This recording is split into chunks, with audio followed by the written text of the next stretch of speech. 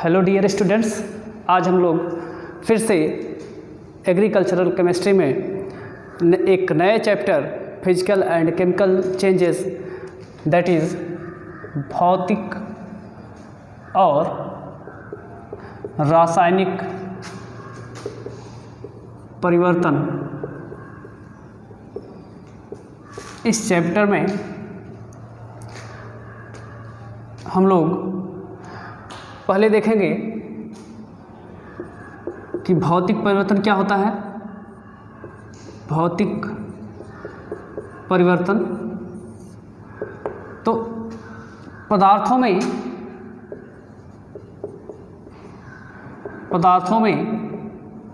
ऐसा परिवर्तन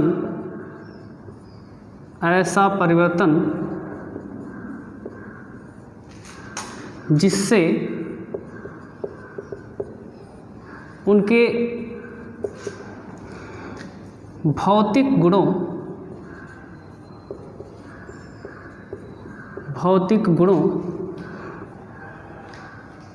जैसे रंग या अवस्था इत्यादि में, भौतिक गुणों रंग या अवस्था इत्यादि में कुछ समय के लिए परिवर्तन हो जाता है,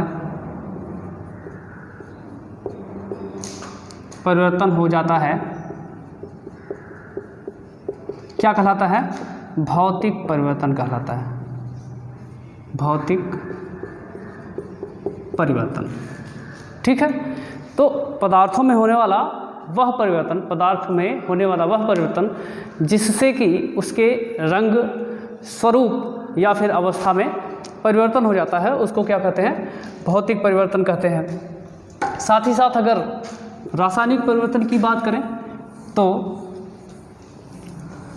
रासायनिक परिवर्तन दैट इज केमिकल चेंजेस या फिर हिंदी में लिख लें रासायनिक परिवर्तन। इसमें क्या होता है कि पदार्थों में होने वाला वह परिवर्तन है जिससे कि पदार्थ के मूल गुणों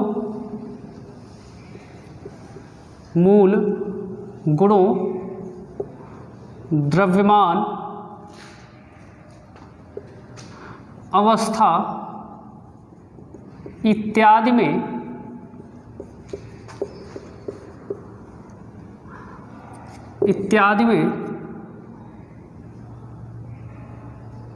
स्थायी परिवर्तन हो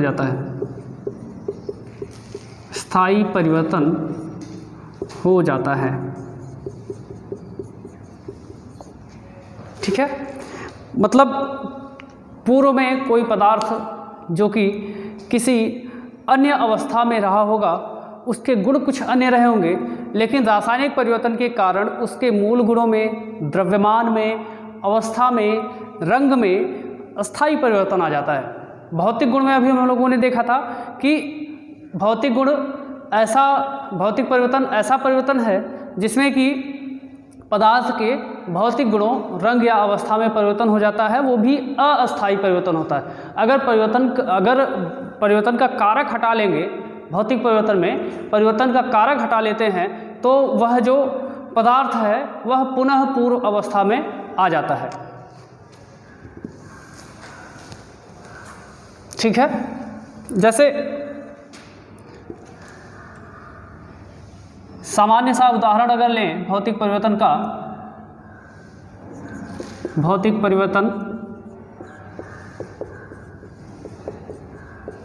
कोई किसी उदाहरण की बात करें तो पानी का एक स्वरूप है बर्फ, ठीक है। पानी को ठंडा करते हैं तो वह किस में परिवर्तित होता है? बर्फ में परिवर्तित होता है। वैसे भी सामान्य तापदाब पर पानी द्रव अवस्था में रहता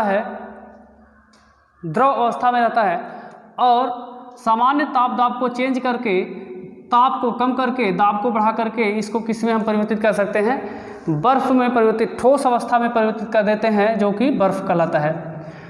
अब जो परिवर्तन हम लोगों ने किया था, जो ताप में कमी की थी और जो दाब में बढ़ोतरी की थी, दाब बढ़ाकर और ताप कम करके पानी को बर्फ़ बनाया था, इसी परिवर्तन को अगर हम लोग हटा लेंगे तो यह बर्फ़ पुनः किस में चेंज हो जाएगा, जल में चेंज हो जाएगा, पानी में चेंज हो जाएगा। तो एक तरीके से हम लोग देख सकते हैं कि जो भौतिक परिवर्तन है यह रिवर्स प्रोसेस होता है, रिवर्स प्रोसेस होता है, यानी उत्क्रमणीय प्रक्रिया होती है। हालांकि रासायनिक परिवर्तन में, रासायनिक अभिक्रिया में, रिएक्शंस में हम लोग देखेंगे उत्क्रमणीय और अनुत्क्रमणीय परिवर्तन वहाँ भी होते हैं, लेकिन सामान्य तौर पर देखें तो जो भौतिक परिवर्तन है वह परिवर्तन कारक हटा लेने पर पुनः पूर्व अवस्था में चला जाता है, जबकि रासायनिक परिवर्तन में ऐसा नहीं होता है। अगर शर्करा है, शर्करा कुछ एंजाइम्स की उपस्थिति में यह एसिटिक एसिड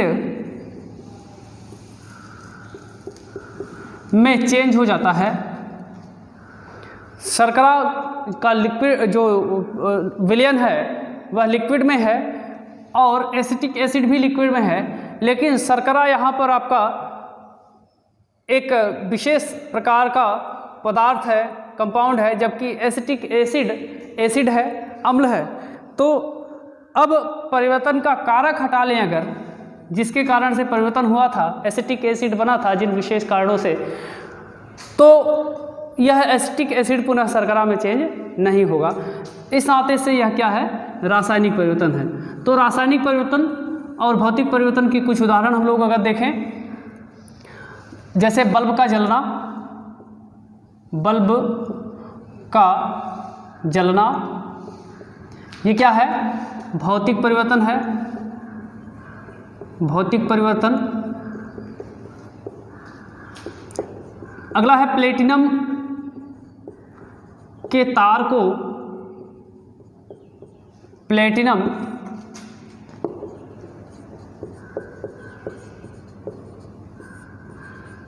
के तार को गर्म करना। इसमें क्या होता है कि जब प्लेटिनम के तार को हम लोग गर्म करते हैं तो पहले वह गर्म होकर के चमकने लगता है और फिर प्रकाश देना शुरू करता है, प्रकाश देने लगता है। जैसे ही गर्म करने वाला जो सोर्स था उसको हम लोगों ने हटा दिया, यह प्लेटिनम का तार पूर्व अवस्था में आ जाता है, प्रकाश देना भी बंद कर देता है। तो यह कैसा परिवर्तन है, भौतिक परिवर्तन। कैसा परिवर्तन, भौतिक परिवर्तन। ठीक है, फर्दर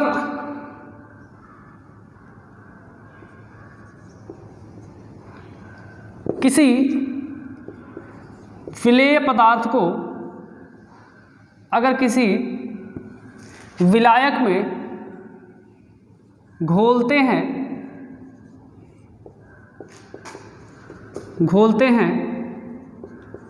और उससे प्राप्त जो विलयन है, यह विलयन कैसा परिवर्तन दर्शा रहा है, भौतिक परिवर्तन। भौतिक परिवर्तन। आपके पास सिंपल सा उदाहरण है, चीनी और पानी का विलयन बनाएंगे, शरबत बनेगा, और अगर हम लोग इसको फिर से अलग करना चाहें तो पानी अलग हो सकता है और शर्करा आपकी अलग हो सकती है। तो ये इस तरीके से ये क्या भौतिक परिवर्तन है। एक अन्य एग्जाम्पल हम लोग देख सकते हैं भौतिक परिवर्तन का, मोम का पिघलना। मोम का पिघलना ये कैसा परिवर्तन है, भौतिक परिवर्तन है, क्योंकि मोम पिघलने से पहले मोम का जो द्रव्यमान था, एक चीज़ और भी हम लोगों ने शुरू में ही बताया कि भौतिक परिवर्तन में पदार्थ के द्रव्यमान में कोई कमी नहीं आती है, अवस्था, रंग इत्यादि में अस्थायी परिवर्तन हो जाता है। तो मोम पिघलने से पूर्व जितना द्रव्यमान कंटेन किए हुए था, पिघलने के पश्चात भी सिर्फ अवस्था का परिवर्तन हो रहा है, इसलिए यह क्या है, भौतिक परिवर्तन है। भौतिक परिवर्तन। ठीक है, भौतिक परिवर्तन के और भी अनेक उदाहरण हैं। फिलहाल रासायनिक परिवर्तन की बात करें, उनके उदाहरण की बात करें, रासायनिक परिवर्तन में के उदाहरण की,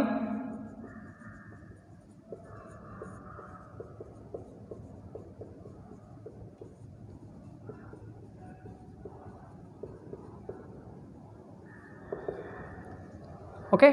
तो एक तो हम लोगों ने बताया कि गन्ने के रस से, जो शर्करा वाला बताया था, गन्ने के रस से सिरके का बनना